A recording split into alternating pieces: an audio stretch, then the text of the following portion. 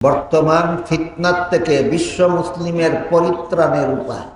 এখানে দুইটা জিনিস, একটা হলো বর্তমান ফিতনা বলতে কি বোঝায়, আর একটা হলো এই ফিতনা থেকে মুক্তির উপায় কি। বর্তমান দুনিয়ার মুসলমানেরা যে ফিতনায় আক্রান্ত, এই ফিতনা শব্দটা বিভিন্ন অর্থে ব্যবহৃত হয়। ফিতনা শব্দের এক অর্থ হইল বিপদ, ফিতনা শব্দের আরেক অর্থ হইল বিপদের কারণ,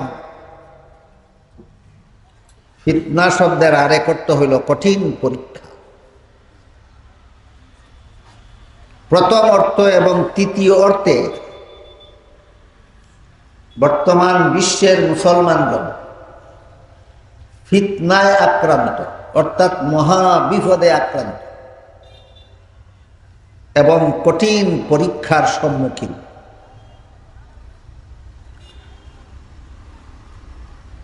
কি বিপদে আমরা বর্তমান বিশ্বের মুসলমানেরা আক্রান্ত এবং কোন কঠিন পরীক্ষার সম্মুখীন,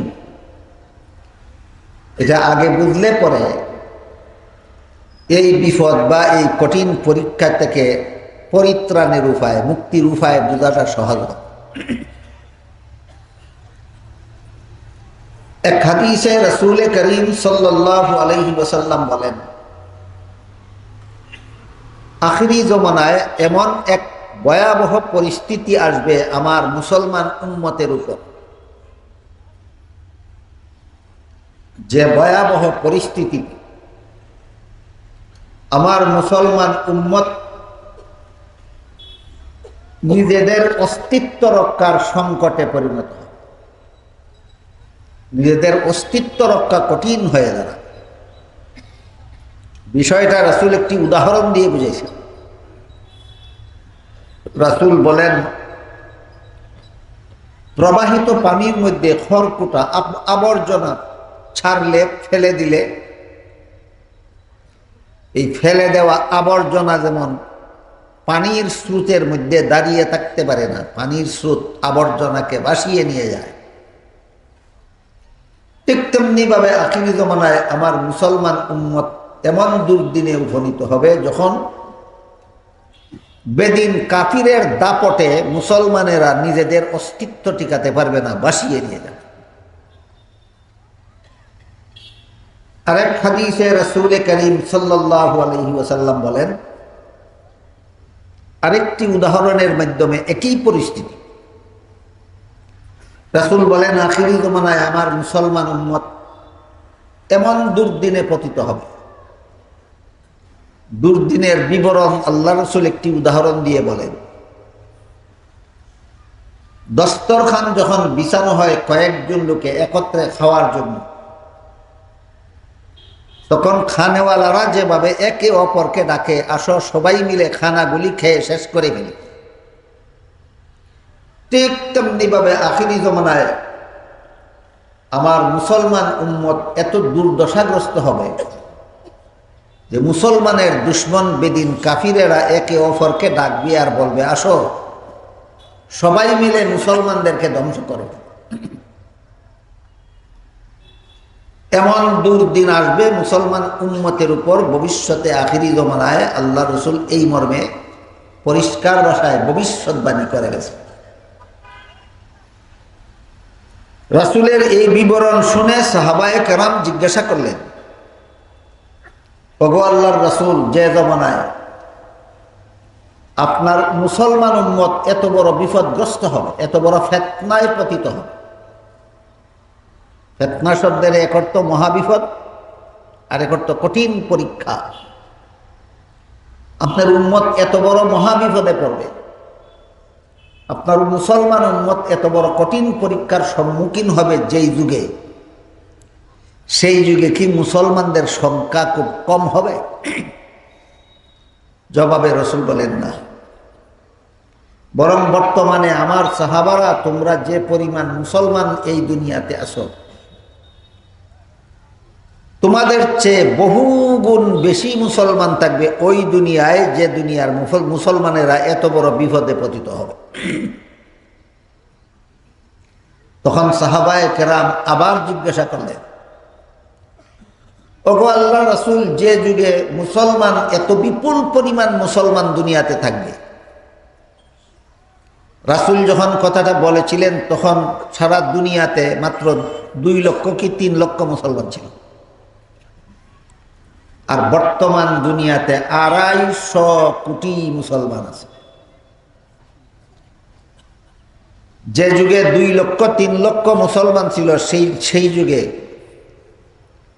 মুসলমানদের মোকাবেলা করার মতো, মুসলমানদের মোকাবেলায় সামনে দাঁড়াবার মতো কোনো বেদিন কাফিরের হিম্মত ছিল না, সাহস ছিল না।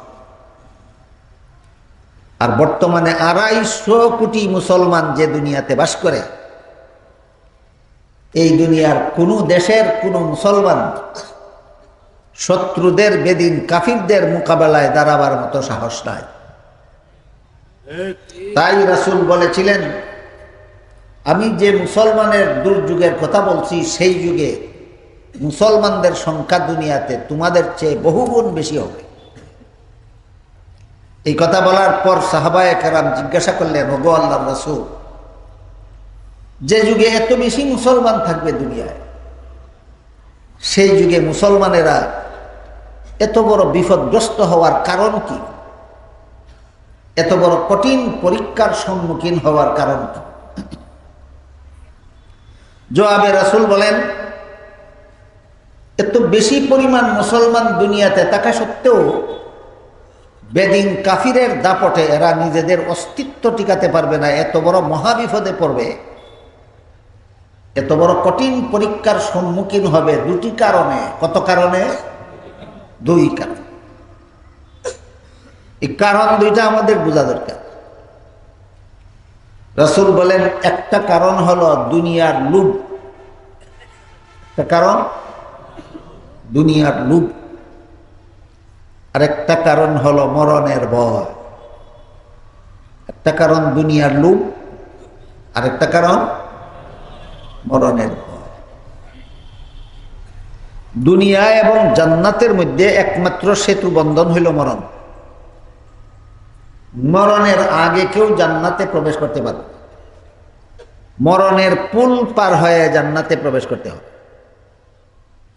বুঝে থাকলে বলুন তো, দুনিয়ার থেকে জান্নাত পর্যন্ত মধ্যখানে যে একটা পুল আছে, পুলটার নাম কি? এই পুলটার নাম হইল মরণ। যেই পুল পার হয়ে তোমার জান্নাতে যাওয়ার কথা, এই পুলটাকে তুমি ভয় করবে কেন?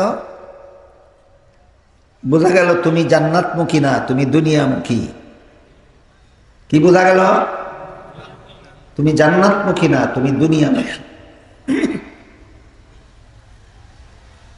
এই দুনিয়ার লোভের কারণে, এবং যেই মরণ ছিল জান্নাতে পৌঁছার একমাত্র সেতু বন্ধন, সেই মরণকে ভয় করার কারণে মুসলমানেরা বেদিন কাফিরের হাতে এতভাবে লাঞ্ছিত হবে, বঞ্চিত হবে। যে দুনিয়ার লোভে পরে আমরা পরকালের চিন্তায় চিন্তিত না হয়, আমরা দুনিয়ার চিন্তা নিয়ে সদা সর্বদা মগ্ন থাকি। এই দুনিয়ার লোভ আবার 2 প্রকার, 3 প্রকার। দুনিয়ার লোভ 3 প্রকার। এক প্রকার দুনিয়ার লোভের নাম হুব্বে জাহ, আর এক প্রকার দুনিয়ার লোভের নাম হুব্বে মাল, আর এক প্রকার দুনিয়ার লোভের নাম হুব্বে নিসওয়ান। বাংলায় মানের লোভ, ধনের লোভ, নারীর লোভ। দুনিয়ার লোভ কত প্রকার? মানের লোভ, ধনের লোভ, নারীর লোভ। মানের লোভের উদাহরণ, আমার জনগণ আমাকে আমার অযোগ্যতা এবং দুষ্টামির কারণে,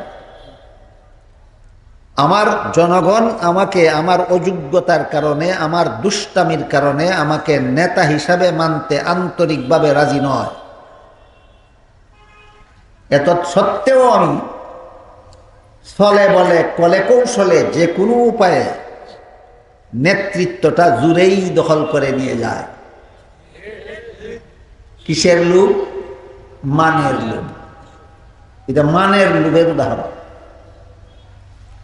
হাদিস শরীফে রাসূল করিম সাল্লাল্লাহু আলাইহি ওয়াসাল্লাম বলেন, কঠিন কিয়ামতের দিন, শেষ বিচারের দিন, তিন দল মানুষের প্রতি আল্লাহ রহমতের দৃষ্টিতে তাকাবেন না। কত দল? এর মধ্যে এক দল, যার অযোগ্যতার কারণে, যার দুষ্টামির কারণে জনগণ তাকে নেতা হিসেবে বরণ করে নিতে আন্তরিকভাবে রাজি নয়, কিন্তু এরপরও সে জবরদখল করে নেতৃত্বের মসনদ। এই পাপিষ্টের প্রতি কিয়ামতের দিন আল্লাহ রহমতের দৃষ্টিতে তাকাবেন না। তাহলে আমরা যারা নেতৃত্ব জবরদখল করি, এটা আমাদের জন্য বড় বিরাট সৌভাগ্যের ব্যাপার না দুর্ভাগ্যের ব্যাপার? রাসূল কি বলে গেছেন? আল্লাহ রহমতের দৃষ্টিতে তাকাবেন না এই সমস্ত নেতাদের প্রতি হাসরের বিচারে। আপনারা কি মনে করেন বিচারের দিন আল্লাহ যাদের প্রতি দয়া মায়ার দৃষ্টিতে তাকাবেন না, তার কপালটা কেমন? তার কপাল খারাপ বললেই তো যথেষ্ট হয় না, আমি বলি তার সে কপাল পুরা। এই কপাল পুরারা প্রথম প্রকারের দুনিয়ার লোভে পড়ে আখেরাত ভুলে গেছে।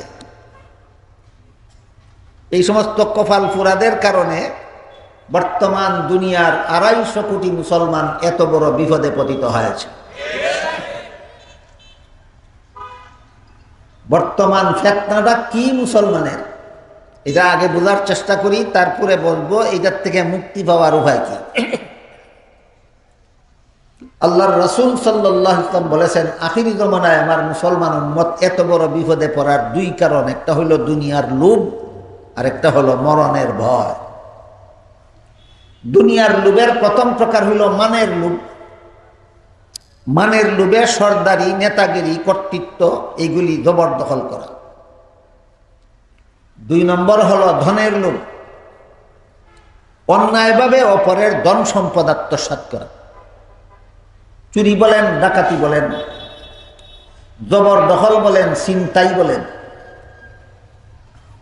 হাইজ্যাক বলেন, সুদ বলেন, ঘুষ বলেন, এই সবগুলি সিস্টেম হলো অপরের ধনকে অন্যায়ভাবে আত্মসাৎ করার সিস্টেম। বুঝে থাকলে বলুন তো, বর্তমান দুনিয়ার কোন মুসলমান কি অপরের সম্পদ চুরি করে? কেউ কি ডাকাতি করে? ছিনতাই, জবরদখল, সুদের কারবার, ঘুষখুরি, জান্নাতের লোভে না দুনিয়ার লোভে? Serial number 2, serial number 2। যারা গায়ের জোরে গদি দখল করে এরা দুনিয়া লোভী, সিরিয়াল নম্বর 1। যারা অন্যায়ভাবে মানুষের ধন সম্পদ আত্মসাৎ করে এরাও দুনিয়া লোভী, সিরিয়াল নম্বর 2। আর 3 নম্বর দুনিয়া লোভ হইল নারীর লোভ। নারীর লোভ বলতে কি বোঝায়? পথে ঘাটে, হাটে মাঠে, শহরে বন্দরে, যেখানে সেখানে নারীকে কোনো না কোনো উপায়ে উপভোগের ব্যবস্থা করা। কিসের ব্যবস্থা? উপভোগের। রাসূল বলেন নারীকে উপভোগের পদ্ধতি 6টা। কটা? 1 নম্বর চোখে দেখে দেখে উপভোগ করা। 2 নম্বর তার সাথে ফালতু কথা বলে উপভোগ করা। 3 নম্বর নারীর মুখ থেকে ফালতু কথা শুনে উপভোগ করা। 4 নম্বর নারীকে স্পর্শ করে উপভোগ করা। 5 নম্বর নারীকে নিয়ে পলায়ন করার মাধ্যমে উপভোগ করা। 6 নম্বর নারীর সাথে মিলনে লিপ্ত হয়ে উপভোগ করা। নারী উপভোগ করার পদ্ধতি আল্লাহ রাসূল কটা বলেছেন? এর মধ্যে 1 নম্বর পথে ঘাটে নারীকে দেখে দেখে উপভোগ করা। এই প্রথম পদ্ধতিতে নারীকে উপভোগ করার জন্য যে শয়তানি অপকৌশল পুরা মুসলিম বিশ্বে অবলম্বন করা হয়েছে। সেটা হলো ইহুদি খ্রিস্টানদের শিক্ষা দেওয়া একটা স্লোগান। সেই স্লোগানটা হলো নারী পুরুষের সমান অধিকার।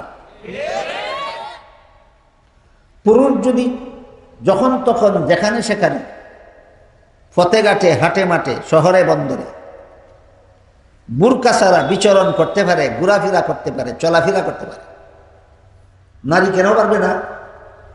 এই সমান অধিকারের স্লোগান দিয়ে নারীকে বেপর্দা করে মাঠে নামানো হয়েছে, শুধু পথে ঘাটে উপভোগ করার জন্য। কথা বুঝে থাকলে বলুন তো,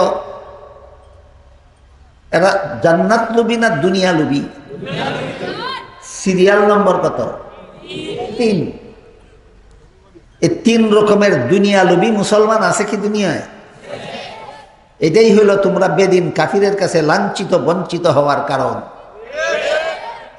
বর্তমান দুনিয়ার মুসলমানেরা জান্নাত লুবি নয়, বর্তমান দুনিয়ার মুসলমানেরা দুনিয়া লুবি। এতক্ষণের কথা বুঝে থাকলে বলুন, জান্নাত লুবি না দুনিয়া লুবি? দুনিয়া লুবি। সাহাবায়ে কেরাম যখন জিজ্ঞাসা করলেন, ওগো আল্লাহ রাসূল, এত বিপুল পরিমাণ মুসলমান যেই দুনিয়াতে থাকবে, সেই দুনিয়াতে মুসলমান এত বড় কঠিন বিপদের সম্মুখীন হবে কেন? রাসূল বলেন 2 কারণে। 1 নম্বর কারণ দুনিয়ার লোভ, 2 নম্বর কারণ মরণের ভয়। মরণের ভয় কথার 2টা ব্যাখ্যা আছে। মরণের ভয় কথার একটা ব্যাখ্যা আছে ভালো, একটা ব্যাখ্যা আছে খারাপ। বিভিন্ন হাদিসের দ্বারা প্রমাণিত মরণ চিন্তা সব মানুষই করে কম বেশি। বেদিন কাফিরেও মরণের চিন্তা করে, হাঁটি মুমিন মুসলমানেও মরণের চিন্তা করে, আল্লাহর প্রিয় বান্দা যারা ওলিয়া উলিয়াগণ তারাও মরণের চিন্তা করে। কিন্তু 3 দলের মরণ চিন্তা 3 রকম। 3 দলের মরণ চিন্তা 3 রকম। আমি একটা একটা করে বলি, বুঝলে আপনারা টের পাবেন আপনারা কত নম্বর দলে আছে, কে কত নম্বর দলে আছে। এক প্রকার মরণ চিন্তা হলো, এটা বেদিন কাফিরেরা করে, এটা কোনো মুমিন মুসলমানের মরণ চিন্তা নয়। সেটা হইল, মরলে পরে তো আর সুদ খাইতে পারবো না, মরলে পরে তো আর ঘুষ খাইতে পারবো না, মরলে পরে তো আর মদ গাঞ্জা খাইতে পারবো না, মরলে পরে তো আর চুরি ডাকাতি করতে পারবো না, মরলে পরে তো আর মানুষের সম্পদ অন্যায়ভাবে আত্মসাৎ করতে পারবো না। কাজেই এই অপকর্মগুলি মরবার আগে আগে যা পারি করে নেই। মরবার আগে আগে যা পারি সুদ খাইয়া লই, মরবার আগে আগে যা পারি ঘুষ খাইয়া লই, মরবার আগে আগে যা পারি মদ খাইয়া লই, গাঞ্জা খাইয়া লই, মরবার আগে আগে যা পারি চুরি ডাকাতি করে লই, মরবার আগে আগে যা পারি মানুষের সম্পদ জুড়ে দখল করে লই, কারণ মরলে তো আর পারবো না। বুঝে থাকলে বলুন, এমন মরণ চিন্তাকার বেদিন কাফিরের 2-4 জনে জবাব দিছেন এইরকম মরণ চিন্তা মরণ বেদিন কাফিরের। কিন্তু দুঃখের বিষয়, বর্তমান দুনিয়ার বেশিরভাগ মুসলমানের মরণের চিন্তা বেদিন কাফিরের মতোই। বর্তমান দুনিয়ার বেশিরভাগ মুসলমানের মরণ চিন্তা কাফিরের মতোই। কাফির যেমন মনে করে মরলে তো আর সুদের কারবার করতে পারবো না, মরবার আগে যা ভারী সুদ খাইয়া লই, বেশিরভাগ মুসলমানেও মনে করে মরলে তো আর সুদ খাইতে পারবো না, মরণের আগে যা ভারী সুদ খাইয়া লই। বাংলাদেশের এক এলাকায় প্রোগ্রামে গেছিল, সেখানে এক সুদখোরের ঘটনা শুনল। সুদখোরের কাছ থেকে গরিবে কিছু ঋণ নিয়েছিল সুদি মুনাফা দেওয়ার শর্তে। ঋণের বিনিময়ে যে মুনাফার লেনদেন হয় এটাকে প্রকৃত অর্থে সুদ বলা হয়। সুদ এটা হারাম। গরিব বেচারা যে পরিমাণ মুনাফা দিতে বলছিল, 16 আনা মুনাফা দিতে পারলো না। মুনাফা মূলধন তো ফেরত দিয়েছে, মুনাফাও বেশিরভাগ দিয়েছে, অল্প কিছু মুনাফা জোগাড় করতে পারেনি, দিতে পারে না। এই গরিব লোক এই সুদখোরের কাছে মাফ চায় যে দয়া করে আমাকে এই সামান্য মুনাফা আমাকে মাফ করে দেন।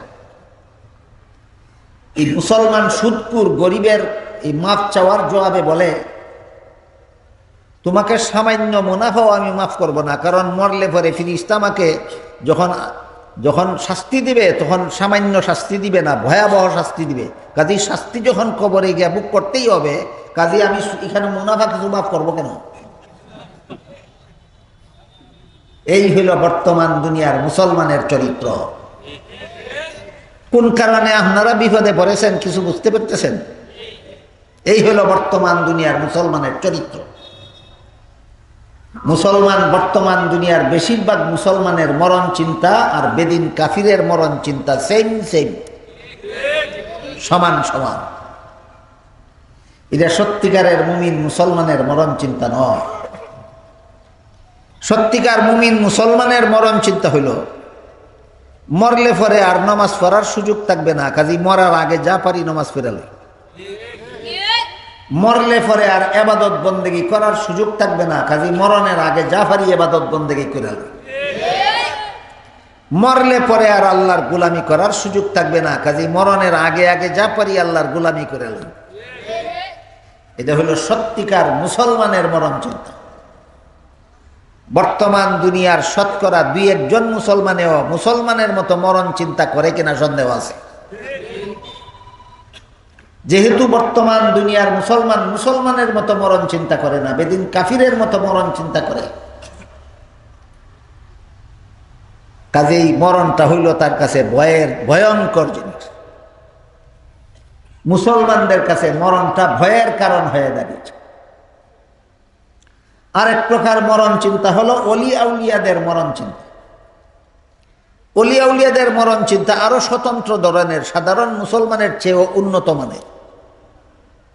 অলি আউলিয়ারা মরণ চিন্তাটা এইভাবে করে যে আল্লাহর সাথে সাক্ষাৎ হওয়ার আনন্দটা তো জান্নাতের নিয়ামত উপভোগ করার আনন্দের চেয়েও বেশি।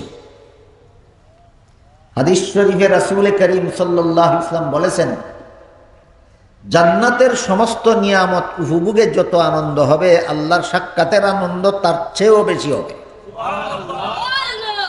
বুঝে থাকতে বলুন, জান্নাতের নিয়ামত উপভোগের আনন্দ বেশি না আল্লাহর সাক্ষাতের আনন্দ বেশি? আল্লাহর প্রিয় বান্দা যারা, আল্লাহর অলি আউলিয়া যারা, তাদের মরণ চিন্তা হলো আল্লাহর এই সাক্ষাৎটা তো মরণের আগে হবে না, মরণের পরে হবে। কাজেই তারা সদা সর্বদা মরণের জন্য অপেক্ষমান থাকে। কবে যেন আমার মরণ হয়, তারপরে আল্লাহর সাথে আমার সাক্ষাৎ হবে। কবে যেন আমার মরণ হয়, তারপরে আল্লাহর সাথে আমার সাক্ষাৎ হবে। এটা হইল আল্লাহর ওলিদের মরণ চিন্তা। ওলিদের মরণ চিন্তার কথার আলোচনা আজকের মতো না হয় নাই করলাম, কিন্তু বর্তমান দুনিয়ার বেশিরভাগ মুসলমানের মরণ চিন্তা বেদিন কাফিরের মরণ চিন্তার মতো হয়ে গেছে। এই যে হইল বর্তমান মুসলমানেরা এই ফেতনায়, মহা ফেতনায় পতিত হওয়ার, মহা বিপদে আক্রান্ত হওয়ার, কঠিন পরীক্ষার সম্মুখীন হওয়ার কারণ মুমিন মুসলমানেরা মরণের চিন্তা মুমিন মুসলমানের মতো করে না। মুমিন মুসলমানেরা মরণের চিন্তা করে বেদিন কাফিরের মতো। এই হাদিসের ব্যাখ্যায় আল্লাহ রসুল যে বলেছেন, 2 কারণে মুসলমানেরা দুনিয়াতে এরকম মহাবিপদে পড়বে। একটা দুনিয়ার লোভ আর একটা মরণের ভয়। সেই মরণের ভয় কথার আরেকটা ব্যাখ্যা আছে। সেই ব্যাখ্যাটা হইল, কোনো বেদিন কাফির যদি অন্যায়ভাবে কোনো মুমিন মুসলমানের উপর হামলা করে, তাহলে অন্যান্য সমস্ত মুসলমানদের উচিত ছিল মজলুম মুসলমানদের পক্ষ হয়ে জালিম সন্ত্রাসীদের মোকাবেলা করা। কিন্তু মুসলমানের অন্তরে মরণের ভয় এত জটিলভাবে চেপে বসবে, যে কারণে কোনো মুসলমানের উপর যদি অন্যায়ভাবে কোনো বেদিন কাফির সন্ত্রাসী হামলা করে, তাহলে মজলুম মুসলমানের পক্ষে জালিমের মোকাবেলা করবে না, বরং জালিমের পক্ষ হয়ে মজলুমের বিরুদ্ধে ঝাঁপিয়ে পড়বে। নিজের স্বজাতি মুসলমানকে অন্যায়ভাবে মারে, তারপরে সে মুসলমানের পক্ষে কাজ করে না, কাফিরের পক্ষে কাজ করে। কেন? আমি যদি এদের পক্ষে যাই তাহলে আমাকেও মেরে ফেলবে। এইটা হইল মরণের ভয়ের দ্বিতীয় ব্যাখ্যা। এর 1-2টা উদাহরণ দেখুন। আমেরিকান সন্ত্রাসীরা যখন নিরীহ নির্দোষ আফগানি মুসলমানদের উপর হামলা করে বসেছিল, আপনাদের জানা মতে আফগানিদের কোনো অপরাধ ছিল? কোনো অপরাধ, সম্পূর্ণ নির্দোষ, নিরপরাধ। নিরপরাধ নির্দোষ আফগানি মুসলমানদের উপর যখন আমেরিকান সন্ত্রাসী রাষ্ট্রীয় ক্ষমতা বলে হামলা করে, নারী, শিশু, বৃদ্ধ, রোগী নির্বিশেষে বোমা নিক্ষেপ করে আফগানিস্তানের নিরীহ মুসলমানদেরকে হত্যা করতেছিল, তখন পাকিস্তান সরকারের কাছে অনুমতি চেয়েছিল যে আমরা আফগানিস্তানের মুসলমানদেরকে হামলা করার জন্য তোমার আকাশপথ ব্যবহার করব, তোমার জলপথ ব্যবহার করব, তোমার স্থলপথ ব্যবহার করব। তুমি শুধু বলো যে তোমার বাধা নাই, তোমার আপত্তি নেই। পাকিস্তান সরকার বলে দিল পাকিস্তানের আকাশপথ ব্যবহার করো, পাকিস্তানের জলপথ ব্যবহার করো, স্থলপথ ব্যবহার করো, ইচ্ছা মতো আফগানি মুসলমানদেরকে মারো, আমরা তাদের পক্ষে নাই, আমরা তোমাদের পক্ষে আছি। এই যে পাকিস্তান একটা চরিত্রের পরিচয় দিল, এই চরিত্রটা কত বড় নিকৃষ্ট চরিত্র! এটা কোনো মুসলমানের চরিত্র হতে পারে না, এটা কোনো মানবতাবাদী মানুষের চরিত্র হতে পারে না। এই চরিত্রটা কত বড় নিকৃষ্টতম চরিত্র, বিষয়টা আপনাদেরকে বোঝাবার জন্য একটি উদাহরণ দিচ্ছি, শুনুন। আপনারা হয়তো কেউ লক্ষ্য করলে করে থাকবেন, পথে ঘাটে যদি কোনো দুর্বল কুত্তা দুর্ভাগ্যবশত কোনো শক্তিশালী কুত্তার সামনে পড়ে যায়, তখন শক্তিশালী কুত্তাটা দুর্বল কুত্তাকে কি সেলামালকি দিয়ে চলে যায়? না, তো হলে কি করে? তার উপর ঝাঁপিয়ে পড়ে।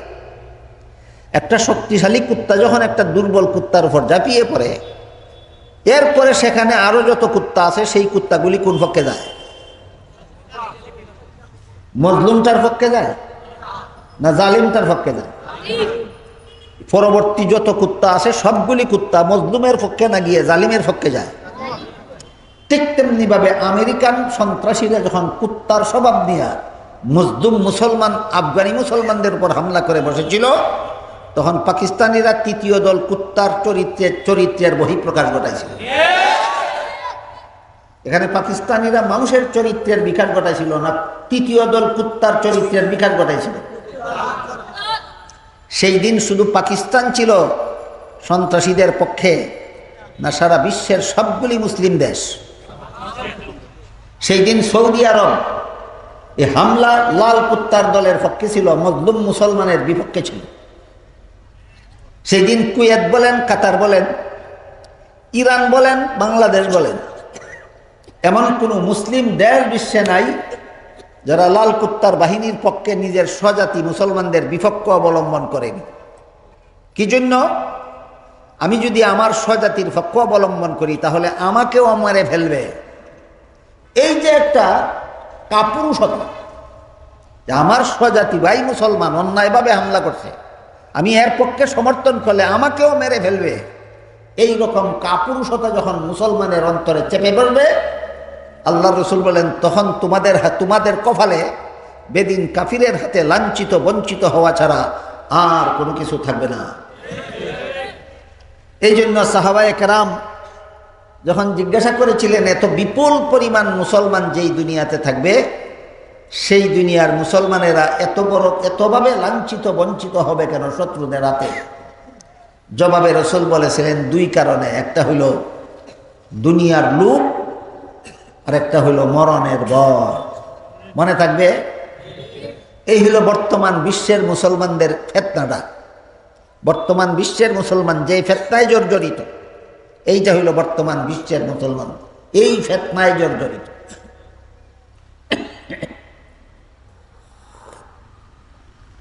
যত মুসলমানের দেশে যত কাফির সন্ত্রাসীরা হামলা চালিয়ে যাচ্ছে, সবগুলি চালিয়ে যাচ্ছে সন্ত্রাস দমনের নামে। কি দমনের নামে? সন্ত্রাস দমনের।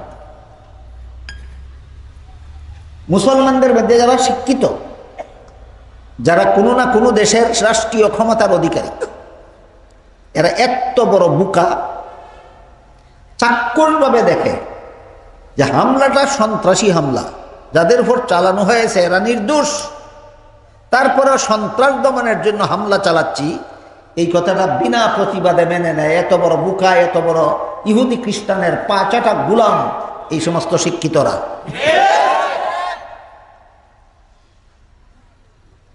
এর একটা সহজ উদাহরণ দিচ্ছি শুনুন। আফগানিস্তানে হামলা করে, আফগানিস্তান আমেরিকা দখল করে নিয়ে আফগানিস্তানের গদিতে আমেরিকার পুতুল সরকার বসানোর পরপরই ইরাকের উপর হামলা করে বসলো সেই আমেরিকান সন্ত্রাসী। আমেরিকান সন্ত্রাসীরা ইরাকের উপর হামলা করে বসলো আফগানিস্তান দখল করার পর। আমেরিকানদেরকে জিজ্ঞাসা করা হলো কোন দোষে ইরাকি মুসলমানদের উপর হামলা করে। এরা বলে ইরাকের প্রেসিডেন্ট সাদ্দাম গণবিধ্বংসী অস্ত্র আবিষ্কার করেছে, যে অস্ত্র যুদ্ধের ময়দানে ব্যবহার করলে শুধু শত্রু সেনা মরে না, নিরীহ জনগণ মরে যায়। সাদ্দাম বলে আমি এমন অস্ত্র আবিষ্কার করিনি। তখন আমেরিকার প্রেসিডেন্ট ছিল বুশ। বুশ বলে তুমি আবিষ্কার করেছ। সাদ্দাম বলে আবিষ্কার করে থাকলে দেখাও। বলে দেখাবো না।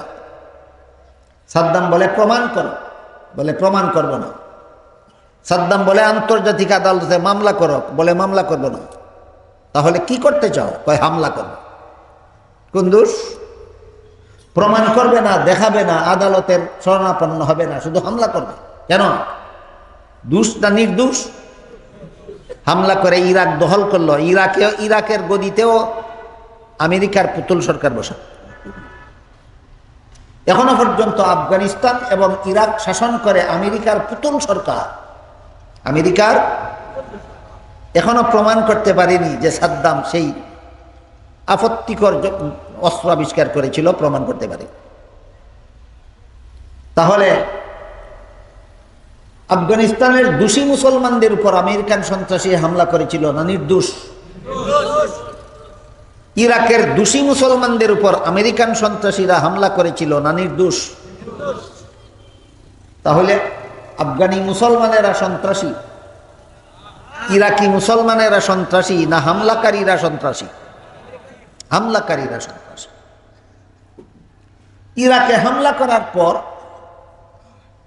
যখন বিশ্বের বিবেকবান লোকেরা প্রশ্ন করলো আমেরিকাকে যে কোন অপরাধে হামলা করেছ, প্রমাণ করো, প্রমাণ করতে না পেরে একটা শয়তানি অপকৌশল অবলম্বন করলো খ্রিস্টানেরা। সেই শয়তানি অপকৌশলটা হলো 2004 সালের 11 সেপ্টেম্বরে ঢাকার জার্মান দূতাবাসের উদ্যোগে একটা আন্তর্জাতিক সেমিনার আয়োজন করা হয়। সেই আন্তর্জাতিক সেমিনারের আলোচ্য বিষয় ছিল সন্ত্রাস দমন। সেই সেমিনারে প্রধান বক্তা হিসাবে জার্মান থেকে প্রফেসর হ্যান্সকে প্রধান বক্তা হিসাবে আমন্ত্রণ করে আনা হয়েছিল। 2004 সালের 11 সেপ্টেম্বর বাংলাদেশের রাজধানী ঢাকায় জার্মান দূতাবাসের উদ্যোগে আয়োজিত সেই সেমিনারে খ্রিস্টধর্মে বিশ্বাসী প্রফেসর হ্যান্স তার বক্তৃতায় বলল, ইসলাম সূচনাকাল থেকেই সন্ত্রাস লালন করে এসেছে। ইসলামের নবী মুহাম্মদ নিজেই ছিল সন্ত্রাসী। কাজেই তোমাদের উপর হামলা করার জন্য নূতনভাবে কোনো অপরাধের দরকার নাই। তোমাদের ধর্মটাই সন্ত্রাসী, তোমাদের নবীই সন্ত্রাসী। তোমাদের ধর্ম সন্ত্রাসী ধর্ম হওয়ার কারণেই এই অপরাধেই তোমাদের উপর হামলা চলবে। তোমাদের নবী মুহাম্মদ সন্ত্রাসী নবী হওয়ার কারণে এই অপরাধেই তোমাদের উপর হামলা করবে, হামলা চলবে। নূতনভাবে কোনো অপরাধ দেখাতে হবে না। কাজেই মুসলমানদেরকে সন্ত্রাসী বলা, ইসলাম ধর্মকে সন্ত্রাসী বলা, ইসলামী শিক্ষায় শিক্ষিতদেরকে আলেমদেরকে সন্ত্রাসী বলা,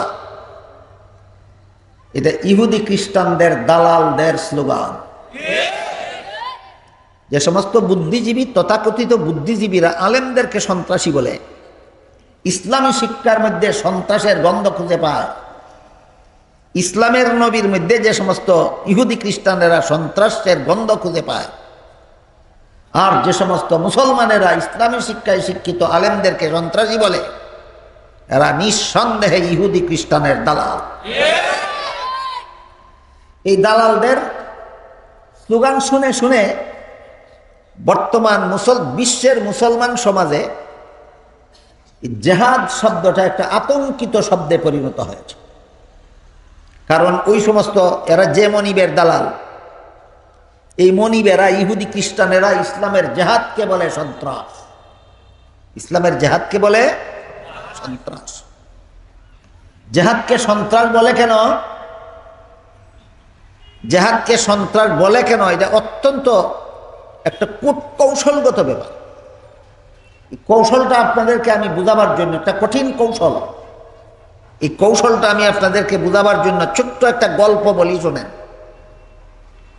গল্পের উদাহরণের মাধ্যমে ইসলামের জেহাদকে ইহুদি খ্রিস্টানেরাও সন্ত্রাস বলে, ইহুদি খ্রিস্টানের দালালেরাও, নামদারি মুসলমানেরাও ইসলামের জেহাদকে সন্ত্রাস বলে কেন, এটা প্রশ্নের জবাবটা সহজে বোঝার জন্য একটা গল্পের মাধ্যমে উদাহরণ দিচ্ছে, শুনুন।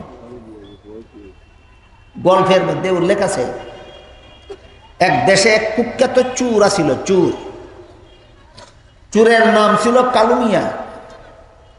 কিন্তু চুরির দ্বারা কুখ্যাত হওয়ার কারণে কোনো মানুষে তারা কালু মিয়া বলে না, সবাই বলে কাল্লা চোরা। তার বিরুদ্ধে শত শত মামলা আছে থানায়। তার নাম চিনে সবাই, কিন্তু চুরের তো দেখাইয়া চুরি করে না, এই জন্য তার মুখ চিনে না।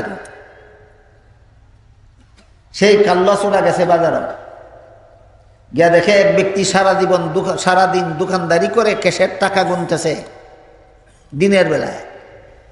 বলুন তো, চোর টাকা দেখলে লোভ লাগে কিনা? বাজারে দিন দুপুরে দোকানদার টাকা গুনতেছে, দেখে কাল্লা চোরার লাগলো লোভ।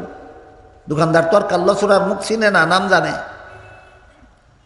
এই কাল্লা চোরার দোকানদারকে বলে, এই মিয়া, বাজারে বসে বসে দিন দুপুরে টাকা গোনো, কাল্লা চোরা দেখলে তো তোমার টাকাগুলি নিয়ে যাবে। কে বলে? সে নিজেই বলে। যেহেতু কাল্লা চোরার মুখ চিনে না দোকানদার, এই জন্য দোকানদার সরল মনে জিজ্ঞাসা করলো, কাল্লা চোরা তো মানুষের টাকা চুরি করে নেয়, আমার সামন থেকে কাল্লা চোরা টাকা কেমনে নিয়ে যাবে? তখন সে বলে, কেমনে নিয়ে যাবে তুমি যদি বুঝতে চাও আমি তোমাকে বুঝাতে পারবো। আবারও সরল মানে দোকানদার বলে, আচ্ছা বুঝাও তো, আমার সামন থেকে কাল্লা চোরা কেমনে টাকা নিয়ে যাবে? যেই বলল বুঝাও তো, সাথে সাথে তার কাছে বসে পড়লো। বসে বলে, এইভাবে তোমার কাছে বসে পড়বে। তারপরে তার সামন থেকে টাকাগুলি নিজের হাতে নিয়ে পকেটে ঢুকাইতে লাগলো, আর বললো, এইভাবে তোমার টাকা তার পকেটে ঢুকাইবে। সবগুলি টাকা এদিক সেদিকের বিভিন্ন পকেটে ঢুকাইয়া উঠতে দাঁড়াইছে। দাঁড়াই বলল, তোমার টাকাগুলি তার পকেটে নিয়ে এইভাবে দাঁড়াইবে। দাঁড়াইয়াই দিছে দৌড়, আর কয় এইভাবে দৌড় দিবে। এতক্ষণে দোকানদারের খবর হইল, নিয়ে গেছে তো। এখন দোকানদার চেঁচামেচি শুরু করেছে, কাল্লা চোরা টাকা নিয়ে গেল, কাল্লা চোরা টাকা নিয়ে গেল। দোকানদারের চেঁচামেচিতে বাজারের সব মানুষ ভিড় জমাইছে সেই দোকানে, আর কাল্লা চোরা পরে গেছে বীরের ভিতরে। সুবিধাজনক না বেকায়দা? বেকায়দা দেখে চিৎকার দিয়া কাল্লা চোরা নিজে বলতে লাগলো, কাল্লা চোরা টাকা নিয়ে গেল, কাল্লা চোরা টাকা নিয়ে গেল। গল্পটা বুঝে থাকতে বলুন তো, কাল্লা চোরা কেন কাল্লা চোরা টাকা নিয়ে গেল, এই কথাটা কাল্লা চোরা নিজের মুখে কেন বলে? যাতে বাজারের লোকেরা বুঝতে না পারে যে সে নিজেই কাল্লা চোরা। এই কাল্লা চোরার পলিসি আর বিশ্ব সন্ত্রাসী আমেরিকান সন্ত্রাসীদের পলিসি সেম পলিসি। এরা যেই দেশের মুসলমানদের উপরে হামলা করে সন্ত্রাস দমনের জন্য হামলা করি বলে, অথচ হামলাটাই সন্ত্রাসী হামলা। সন্ত্রাসীরা সন্ত্রাস দমন তজবিজ হবে কেন? কাল্লা চোরার পলিসি। এই সন্ত্রাসীরা সন্ত্রাসী হামলা চালায় মুসলমানদের উপর, আর বলে সন্ত্রাস দমন করার জন্য হামলা করি। এজন্য আমাদের পরিষ্কারভাবে বোঝা দরকার সন্ত্রাস কাকে বলে, আর সন্ত্রাস দমন ব্যবস্থাটা ইসলামে কি আছে। তিন জিনিসের সমষ্টির নাম সন্ত্রাস।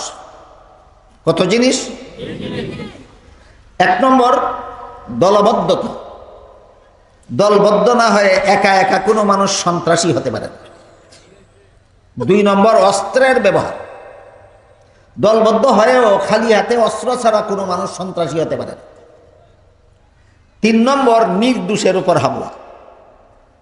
দল বেঁধে অস্ত্র নিয়ে দোষীর উপর হামলা করলে সন্ত্রাসী হয় না, নির্দোষীর উপর হামলা করলে সন্ত্রাস হয়। দল বেঁধে অস্ত্র নিয়ে নির্দোষের উপর হামলা করার নাম সন্ত্রাস।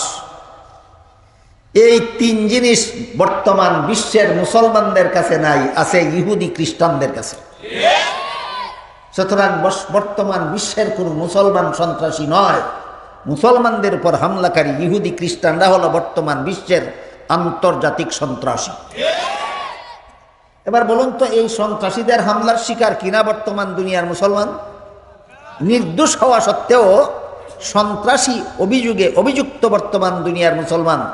এই হলো বর্তমান দুনিয়ার মুসলমানের মহাবিপদ। এই হলো বর্তমান দুনিয়ার মুসলমানের কঠিন পরীক্ষা। এই হলো বর্তমান দুনিয়ার মুসলমানের ফিতনা। এই ফিতনার মধ্যে আছে বর্তমান দুনিয়ার মুসলমান। এতক্ষণে আমি আপনাদেরকে বর্তমান দুনিয়ার মুসলমান কোন ফিতনায় জর্জরিত, ফিতনাটা আপনাদের সামনে তুলে ধরার চেষ্টা করেছি, বুঝাবার চেষ্টা করেছি। মুফাসসিরিনে কেরাম তাফসীরের কিতাবে এই সন্ত্রাস এর পরিপূর্ণ সংজ্ঞা এবং সন্ত্রাস দমন ব্যবস্থা সুস্পষ্টভাবে উল্লেখ করেছে। মুফাসসিরিনে কেরাম চমৎকার একটা উদাহরণ দিয়ে সন্ত্রাস দমন ব্যবস্থা বুঝিয়েছেন। উদাহরণটা হলো, মানুষের শরীরে একটা দুরারোগ্য রোগ হয়, অত্যন্ত কঠিন। এই রোগটার নাম ক্যান্সার। কি রোগ? ক্যান্সার। প্রাথমিক অবস্থায় যদি ক্যান্সার ধরা পড়ে, তাহলে যে অঙ্গটা ক্যান্সারে আক্রান্ত সেই অঙ্গটা অপারেশনের মাধ্যমে কেটে ফেলে দিলে শরীরের বাকি অঙ্গ রক্ষা করা যায়। বুঝে থাকতে বলুন তো, ক্যান্সারের চিকিৎসা কি মলম, না ট্যাবলেট, না ক্যাপসুল, না অপারেশন? ঠিক তেমনি ভাবে আল্লাহর দৃষ্টিতে সারা দুনিয়ার সমস্ত মানুষের সমাজটা একটা দেহের মতো, একটা শরীরের মতো। আর সমাজ দেহে যারা সন্ত্রাসী, এই সন্ত্রাসীরা হলো সমাজ দেহের ক্যান্সার। ইসলামের জিহাদ বিধান এই ক্যান্সারের অপারেশন। ইসলামের জিহাদ বিধান এই সন্ত্রাস নামক ক্যান্সারের অপারেশন। তাহলে জিহাদ সন্ত্রাস না সন্ত্রাস দমনের সফল ব্যবস্থা? এই জিহাদ বর্তমান দুনিয়ার মুসলমান ছেড়ে দিয়েছে মরণের ভয়ে। যেই জিহাদ ছিল সন্ত্রাস দমনের সফল ব্যবস্থা, এই জিহাদ বর্তমান দুনিয়ার প্রায় সমস্ত মুসলমান ছেড়ে দিয়েছে কিসের ভয়ে? আল্লাহর রাসূল ১৫০০ বছর আগে বলে গেছেন, এইটা হবে তোমাদের ফিতনায় জড়িত হওয়ার কারণ, এইটা হবে তোমার মহাবিপদে আক্রান্ত হওয়ার কারণ। এই জিহাদ মরণের ভয়ে জিহাদ ছেড়ে দেওয়া হবে তোমাদের জন্য কঠিন পরীক্ষার সম্মুখীন হওয়ার কারণ।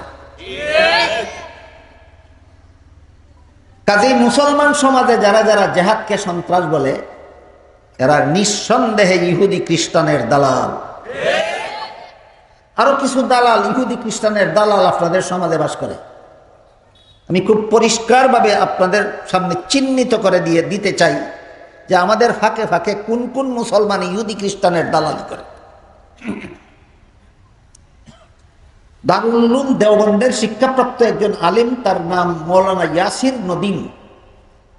ইয়াসির নদীম বর্তমান বিশ্ব পরিস্থিতি সম্পর্কে একটা মহামূল্যবান গ্রন্থ রচনা করেছেন। সেই গ্রন্থটার নাম হলো গ্লোবালাইজেশন অর ইসলাম। সেই গ্রন্থে তিনি আমেরিকার সাবেক প্রেসিডেন্ট জর্জ ডব্লিউ বুশের একটা বক্তৃতার উদ্ধৃতি দিয়েছেন। সেই বক্তৃতায় বুশ বলেছে, সারা দুনিয়ার সমস্ত পুরুষের চেহারাকে আমি দাড়িমুক্ত অবস্থায় দেখতে চাই, আর সারা দুনিয়ার সমস্ত মহিলাদেরকে আমি বুরকামুক্ত অবস্থায় দেখতে চাই। কেতনা বড় বদমাশ হলে মহিলাদেরকে বুরকামুক্ত অবস্থায় দেখতে চায়, কেতনা বড় আল্লাহর দুশমন হলে পুরুষদেরকে দাড়িমুক্ত অবস্থায় দেখতে চায়। তাহলে মহিলাদেরকে বুরকা ছাড়া দেখতে পাওয়া আর পুরুষদেরকে দাড়ি মুক্ত অবস্থায় দেখতে পাওয়া কার পছন্দ? বুশের পছন্দ। এখানে আমার একটা ব্যক্তিগত মন্তব্য আছে, আমি আমার মন্তব্যটা আপনাদেরকে শোনাবো। আমার পক্ষে যারা, আপনারাও বলবেন আমরা আপনার পক্ষে একমত, আমার পক্ষে যাদের দ্বিমত আছে আপনারাও বলবেন আমরা আপনার পক্ষে একমত নেই, আমাদের দ্বিমত। আমার ব্যক্তিগত মত হইল, আমাদের বর্তমান সমাজে যে সমস্ত মুসলমান পুরুষেরা মুখে দাড়ি রাখে না, এরা কিন্তু বুশের বক্তৃতার কারণে নয়। বুশের বক্তৃতার খবরও নাই এদের কাছে। এরা দাড়ি রাখে না পরিবেশগত কারণ। যে স্কুলে পড়তে গেল গিয়া দেখে সেখানের অন্য ছাত্ররা দাড়ি রাখে না, সে নিজেও দাড়ি রাখে না। যে কলেজে পড়তে গেল সেখানে গিয়া দেখে অন্য ছাত্ররা দাড়ি রাখে না, সে নিজেও দাড়ি রাখে না।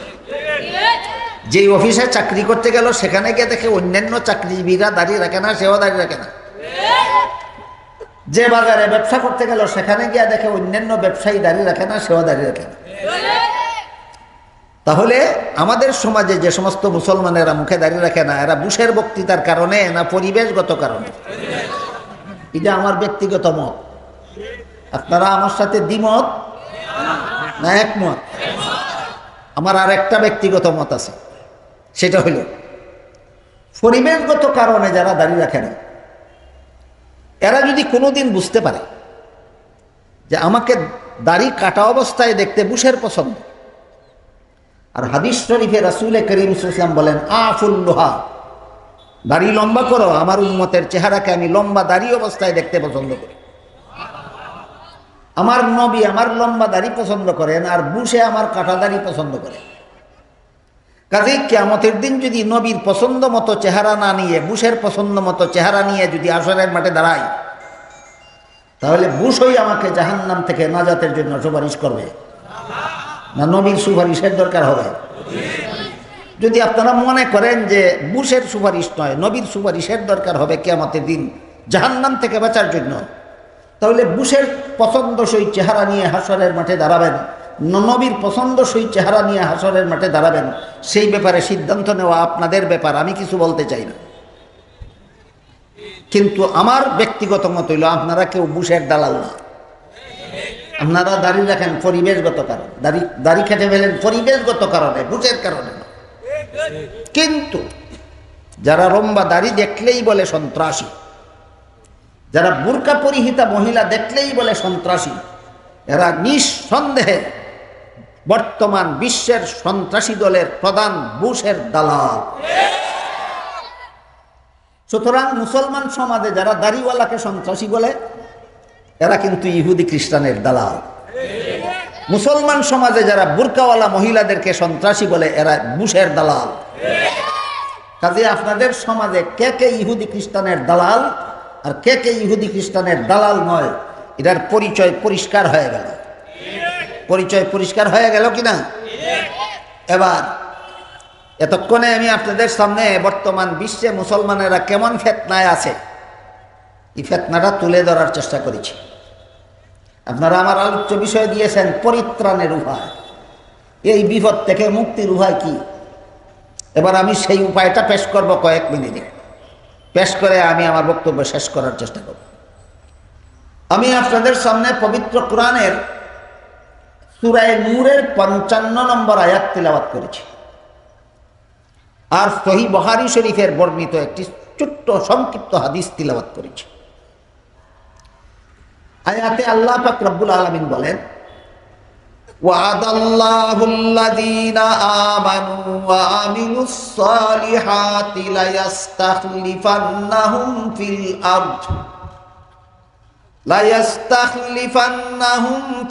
আরদ কামাস্তাখলাফাল্লাযীনা মিন ক্বাবলিহিম ওয়া লায়ুমাক্কিনান্না লাহুম দীনাহুমুল্লাযী ইরতাদা লাহুম ওয়ালা ইউবাদদিলান্নাহুম মিন বাদি খাউফিহিম আমনা ইয়াবুদুনানি লা ইউশরিকুনা বি শাইআ ওয়া মান কাফারা বা'দা যালিকা ফাউলাইকা হুমুল ফাসিকুন। আয়াতটা হলো সূরা নূরের 55 নম্বর আয়াত। আয়াতটা আল্লাহ পাক রব্বুল আলামিন মুহাম্মদুর রাসূলুল্লাহ সাল্লাল্লাহু আলাইহি ওয়াসাল্লামের কাছে নাযিল করেছিলেন সাহাবায়ে কেরামের একটি প্রশ্নের জবাব। বুঝে থাকলে বলুন, আয়াতটা আল্লাহ নবীর কাছে নাযিল করেছিলেন কিসের জবাবে? সাহাবারা নবীর কাছে একটা প্রশ্ন করেছিলেন, সেই প্রশ্নের জবাবে। কি প্রশ্ন করেছিলেন? সাহাবারা নবীর কাছে প্রশ্ন করেছিলেন, ওগো আল্লাহর রাসূল, 13 বৎসরের মক্কি জিন্দেগিতে সন্ত্রাসীদের হামলা একতরফাভাবে সহ্য করতে করতে মক্কি জিন্দেগি গেল। 13 বৎসর পর্যন্ত সন্ত্রাসীরা মুসলমানদের উপর হামলা অনবরত চালিয়ে গেছে। সন্ত্রাসীরা হামলা, সন্ত্রাস কাকে বলে আগেই বলেছি। কাকে বলে? ইসলামের জেহাদকে বলে। ইসলামের জেহাদের নাম সন্ত্রাস না? 3 জিনিস একত্র হলে তার নাম সন্ত্রাস। দল বেঁধে অস্ত্র নিয়ে নির্দোষের উপর হামলা।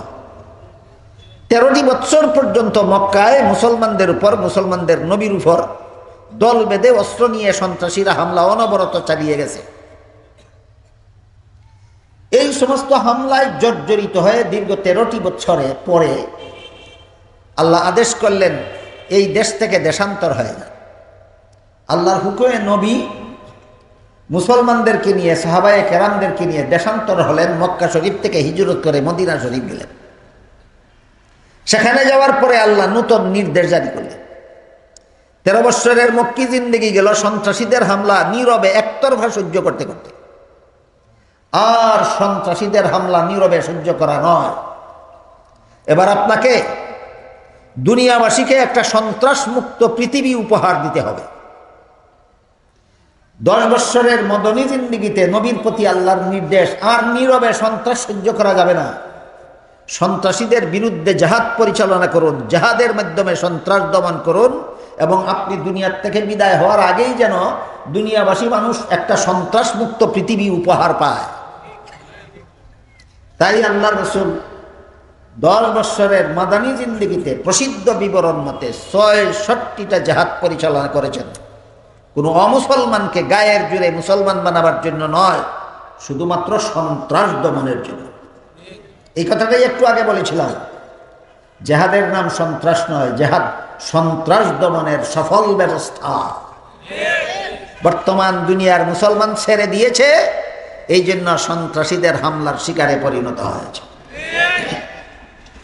রাসূল সন্ত্রাস দমনের জন্য 10 বৎসরে 66টা জেহাদ পরিচালনা করে। কোন জেহাদে রাসূল নিজেই অংশগ্রহণ, আর কোন জেহাদে সেনাবাহিনী পাঠিয়েছে। পরিস্থিতি এমন দাঁড়াইল, আগের জেহাদে জখম হয়েছেন যারা, এদের জখম শুকাইবার আগেই নতুন জেহাদের ডাক পড়ে যায়।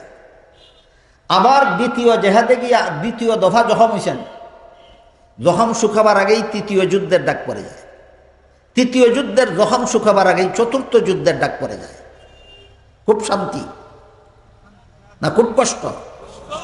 এই পরিস্থিতিতে সাহাবায়ে কেরাম রাসূলকে প্রশ্ন করলেন, ওগো আল্লাহর রাসূল, 13 বৎসরের মক্কি জিন্দেগিতে শান্তিতে বসবাস করার সুযোগ পেলাম না, একতরফাভাবে সন্ত্রাসীদের হামলা সহ্য করতে করতে। আর 10 বৎসরের মাদানী জিন্দেগিতে সুখে শান্তিতে বসবাস করার সুযোগ পেলাম না, অনবরত জেহাদে অংশগ্রহণ করতে করতে। তাহলে আমরা শান্তিতে বসবাস করার সুযোগ পাবো কবে? এই প্রশ্নের জবাবে আল্লাহ রাসূলের কাছে সূরা নূরের 55 নম্বর আয়াত নাযিল করেছে। বুঝলেন কোন প্রশ্নের জবাবে আল্লাহ আয়াতটি নাযিল করেছিলেন? সাহাবায়ে কেরামের এই প্রশ্নের জবাবে নাযিল করে আল্লাহ বলেন, হে মুমিন মুসলমানেরা শুনো, আমি আল্লাহ তোমাদের সাথে ওয়াদায় আবদ্ধ হলাম, এই দুনিয়ার জীবনেই আমি তোমাদেরকে 3টি পুরস্কার দেব। আখিরাতের পুরস্কার না দুনিয়ার পুরস্কার? হ্যাঁ, আল্লাহ বলেন সূরা নূরের 55 নম্বর আয়াতে আল্লাহ বলেন, হে মুমিন মুসলমানেরা শোনো, আমি আল্লাহ তোমাদের সাথে ওয়াদায় আবদ্ধ হলাম। কিসের ওয়াদা? এই দুনিয়ার জীবনেই আমি তোমাদেরকে 3টি পুরস্কার দেব। 1 নম্বর, সারা বিশ্বের শাসন ক্ষমতা মুসলমানদের হাতে তুলে দেব। 2 নম্বর, ইসলাম ধর্মকে আমি আল্লাহ সারা বিশ্বে প্রতিষ্ঠিত করে দেব। তিন নম্বর, সন্ত্রাসীদের হামলার থেকে আমি আল্লাহ দুনিয়াতে তোমাদেরকে মুক্ত করে দেব। কতগুলি পুরস্কার? সারা বিশ্বের শাসন ক্ষমতা, ইসলামকে সারা বিশ্বে প্রতিষ্ঠা করা এবং সন্ত্রাসীদের হামলার থেকে মুক্ত করে দেওয়া। সন্ত্রাসী হামলার থেকে দুনিয়াতে মুসলমানদেরকে মুক্ত করে দেওয়া। বর্তমান বিশ্বে সারা বিশ্বের শাসন ক্ষমতা মুসলমানদের হাতে না? যে কয়েকটা দেশ মুসলমান শাসন করে এরাও বেদিন কাফিরের পুতুল সরকার। বিশ্বাস করুন, বর্তমান দুনিয়াতে যে কয়েকটা দেশের শাসন ক্ষমতায় মুসলমান বসা আছে, প্রত্যেকটা বেদিন কাফিরের পুতুল সরকার। কি সরকার? পুতুল সরকার। কাজেই বর্তমান বিশ্বের শাসন ক্ষমতা মুসলমানদের হাতে নয়, সন্ত্রাসী বেদিন কাফিরদের হাতে। তাহলে আল্লাহর ওয়াদা গেল কোথায়? বর্তমান বিশ্বে ইসলাম ধর্ম প্রতিষ্ঠিত না চরম অবহেলিত? আল্লাহর ওয়াদা গেল কোথায়? বর্তমান বিশ্বে মুসলমানেরা সন্ত্রাসীদের হামলা থেকে মুক্ত না লিপ্ত? আল্লাহর ওয়াদা গেল কোথায়? এই প্রশ্নের জবাব আল্লাহ নিজেই বলেন, হে মুমিন মুসলমানেরা, আমি যে তোমাদের সাথে ওয়াদায় আবদ্ধ হলাম, এই তিন পুরস্কার তোমাদেরকে দুনিয়ার জীবনেই দিব। এর মধ্যে 3 নম্বরটা হইল সন্ত্রাসীদের হামলার থেকে পৃথিবীতে আমি আল্লাহ মুমিন মুসলমানদেরকে নিরাপদ করে দেব, বিনা শর্তে নয়, একটি শর্তে। বিনা শর্তে না, একটি শর্তে। 3টি পুরস্কার একটি শর্তে। কতটি পুরস্কার? কতগুলি শর্তে?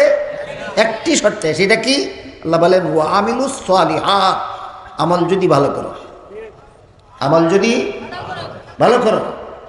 এইটাই বর্তমান বিশ্ব পরিস্থিতি থেকে পরিত্রাণের একমাত্র ব্যবস্থা। মুসলমান, আমল ভালো করো, আমল ভালো করো। তাই বুখারী শরীফের বর্ণিত হাদিসে রাসূল বলেন, বাদিরু বি আমালি ফিতানান কাকিতাইল লাইলিল মুসলিম।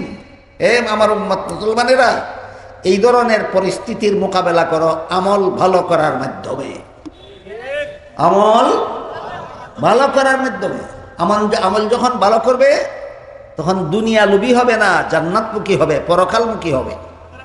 হ্যাঁ, তখন তোমার চরিত্র বেদিন কাফিরের চরিত্র হবে না, তখন তোমার চরিত্র হবে সত্যিকারের মুমিন মুসলমানের চরিত্র। আল্লাহ আপনাদের আমাদের সবাইকে বর্তমান বিশ্ব পরিস্থিতিটা বুঝার এবং এই পরিস্থিতি থেকে কোরআনে আল্লাহ যে পরিত্রাণ ব্যবস্থা দান করেছেন, হাদিস শরীফে রাসূল যে পরিত্রাণ ব্যবস্থা দান করেছেন, সেই ব্যবস্থাটা গ্রহণ করার সৌভাগ্য দান করুন। সবাই বলুন আমিন।